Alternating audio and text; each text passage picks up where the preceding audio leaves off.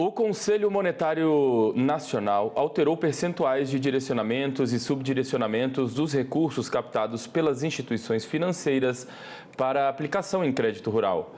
A gente vai entender o que isso significa na prática na minha conversa de agora ao vivo com o técnico do Departamento Técnico e Econômico do Sistema FAEP, Anderson Sartorelli.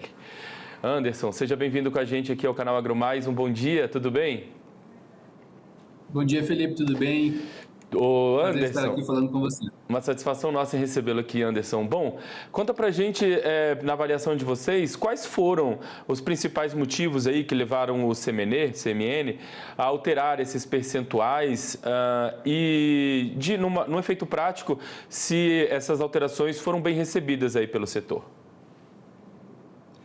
Bom, o Plano Safra, né, que está na iminência de sair aí, o governo vem fazendo vem organizando, né, e os setores produtivos vêm cobrando também crédito suficiente para atender a demanda do setor agrícola. Então, essas mudanças que eles fizeram aí, né, que alteraram os direcionadores, eles vão, em certa medida, aliviar um pouco do orçamento, né, do governo em relação ao próximo Plano Safra.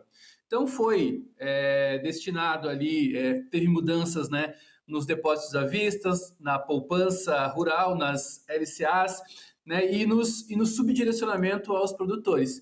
Então, por exemplo, a poupança ela passa de 30% para 31,5%, né, destinado aí ao crédito.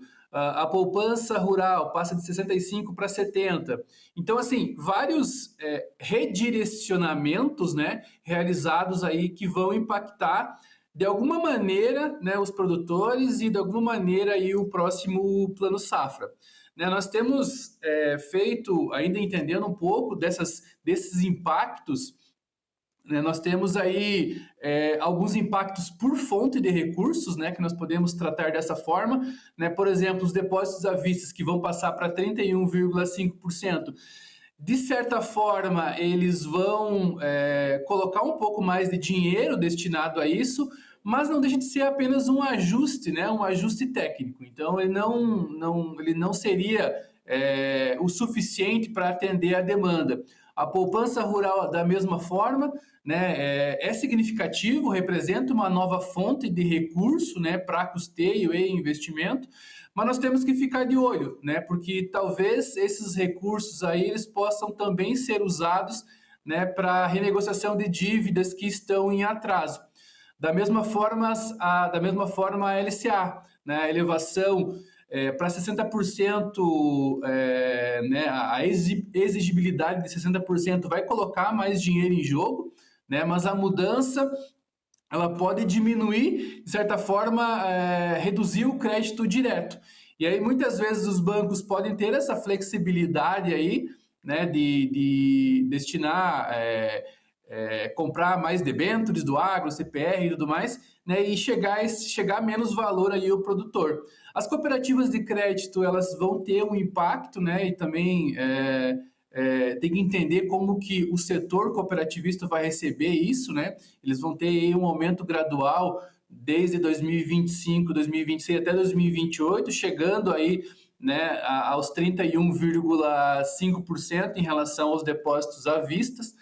Então, nós temos alguns impactos, né? Algumas alterações aí para o próximo Plano Safra. Tem toda essa expectativa em relação à melhora na aquisição de empréstimos, porque é mais ou menos essa expectativa em relação a essas alterações. Agora, quando a gente faz um recorte assim para pequenos e médios produtores, existe também aí uma expectativa para que essas alterações afetem a disponibilidade de crédito para esse público, especialmente aqueles ali enquadrados no Pronaf, no Pronamp? Existe sim, né? Nós até fizemos essa diferenciação, né? Nós temos aí que os pequenos produtores, né, já que o percentual ali destinado ao Pronaf, ele subiu de 30% para 35%, né, dos recursos à vista eles são obrigatórios, né, para o custeio. Então, isso representa uma maior fatia de recursos destinado à agricultura, à pequena agricultura. Então, a gente espera um efeito positivo, né, nesse ponto, é o maior apoio, né, mais apoio a esse segmento. Né? Os médios produtores que são enquadrados ali no Pronamp, né, eles também tiveram um aumento de 45% para 50%, né, o mínimo de recursos à vista que vão ir para as aplicações em custeio. Né? Só que no Pronamp nós temos um limite, né, de 10% para os investimentos. Antes era 15%, então vai acontecer aí, de certa forma, um trade-off, né, que nós chamamos na economia. Vai ganhar de um lado e vai perder do outro. Né? Vai incentivar ou vai apoiar, né, mais a questão do custeio, né, e diminuir um pouco dos recursos aí para investimento, né, para investimentos a médio e a longo prazo. Né? Os grandes produtores, por sua vez, eles vão ser afetados, né, proporcionalmente em relação a essas alterações. Né? Não vai ter uma mudança específica para eles. O que vai ter é que, né, como o incentivo, né, nos parece ser mais voltado para custeio, né, e custeio do Pronaf, do Pronamp, então talvez sobre ou tenha menos recursos aí para, né, os grandes produtores. Então, de maneira geral, a gente faz essa análise aí a priori, né, dessas novas alterações aí do Conselho Monetário Nacional. E essa aprovação, então, foi editada, né, na semana passada, foi confirmada na semana passada, e aí isso já pode garantir maior previsibilidade financeira já para a próxima safra?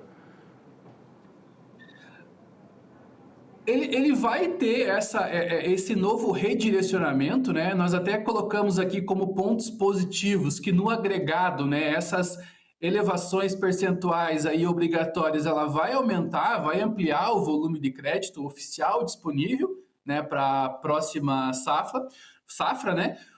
Vai ter mais recursos amarrados ao agro, né? Então, uma oferta de crédito de baixo custo pode ser incrementada, né, com essa nova injeção orçamentária. Por outro lado, nós também vemos alguns pontos aí de atenção. Né? Essas medidas elas são exclusivamente regulatórias, né? Não trazem muitos recursos adicionais, né, ao Tesouro ou aos bancos, né? Então, essa reestruturação, ela pode gerar aí, por exemplo, prejuízo para os grandes produtores, maior concentração em algumas faixas, né? E isso pode levar a algumas distorções ao longo da próxima safra. Mas, em suma, né, as alterações aí do Conselho Monetário Nacional, ela veio para direcionar, né, o foco muito mais, como eu comentei, em custeio, né, para produtores, pequenos produtores e médios produtores, deve ampliar essa oferta, né? Contudo, né, o que pode acontecer também é que esse novo redirecionamento ele seja consumido muitas vezes pelas dívidas ou a renegociação das dívidas que já estão em atraso. Então, a análise é que, apesar de aliviar essa pressão orçamentária, né, que nós temos aí para o próximo Plano Safra, elas não substituem outros instrumentos de financiamento. Né? Então, no conjunto aí, a gente enxerga que há um incremento líquido de crédito, porém abaixo, né, do que seria necessário aí para atender a demanda do setor. Então, nós esperamos que o próximo Plano Safra ele considere isso, mas também que traga, né, outros pontos aí para atender a demanda. Né? Não esperamos que seja só isso, né, as mudanças para incentivar aí a produção no agronegócio. Anderson, quero agradecer demais a gentileza de ter conversado com a gente, viu? Uma boa semana aí para você, muito sucesso aí no seu trabalho. A gente volta a conversar numa nova oportunidade, com certeza. Obrigado, Felipe. Um abraço a todos. Valeu.